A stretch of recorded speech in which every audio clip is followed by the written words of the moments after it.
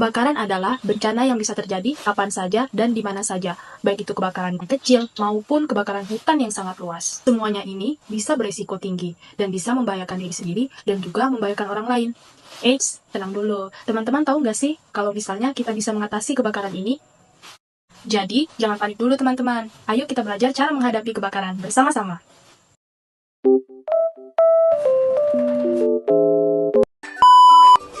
Ayo ngaku, siapa nih yang suka ninggalin masakannya di dapur sambil scroll-scroll HP sampai lupa kalau masakannya belum selesai? Jangan ya dia. Nah, jadi cuplikan video tadi menggambarkan kalau kebakaran itu dapat dipicu oleh hal-hal kecil, bahkan hal-hal yang kita nggak duga sekalipun loh guys. Hal-hal sesederhana apapun bisa berisiko besar jika seringkali diabaikan. Jadi, gimana sih cara kita menanggapinya? Atau gimana cara kita mencegah hal itu supaya nggak terjadi? Yuk sama-sama belajar bersama PB Wilma supaya kalian tuh tahu gimana sih tanggap bencana yang baik.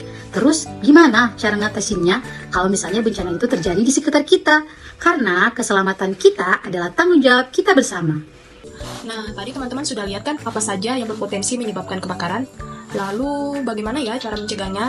Yang pertama, periksa selalu kondisi kabel listrik di rumah teman-teman dan pastikan bahwa tidak ada kabel yang rusak ataupun peralatan listrik lainnya yang berpotensi untuk menyebabkan kebakaran. Yang kedua, jauhkan benda-benda yang mudah terbakar, misalnya bensin, minyak, cairan kimia dari sumber api.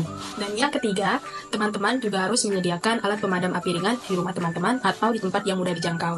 Nah, kalau bisa, teman-teman juga bisa menyediakan alat pendetektor asap, di mana pendetektor asap ini dia akan memberikan peringatan dini jika terjadi kebakaran. Jika api sudah membesar, ambil alat pemadam api dan padamkan jika memungkinkan ya guys. Namun, jika api sudah sulit dikendalikan, segera tinggalkan area tersebut. Nah, juga gunakan kain basah untuk menutupi hidung dan mulut kalian. Gunakan dengan cara melapisi, supaya terhindar dari menghirup asap yang mengandung zat beracun. Pastikan juga pintu dan jendela kalian tertutup rapat, agar api tidak menyebar dengan cepat.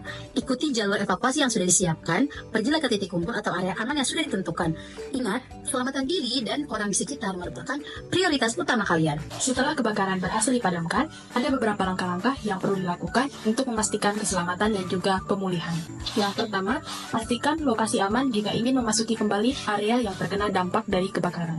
Kedua, jika masih terdapat bara api atau arus listrik yang berpotensi membahayakan, jangan buru-buru masuk ke area yang terkena dampak dari kebakaran.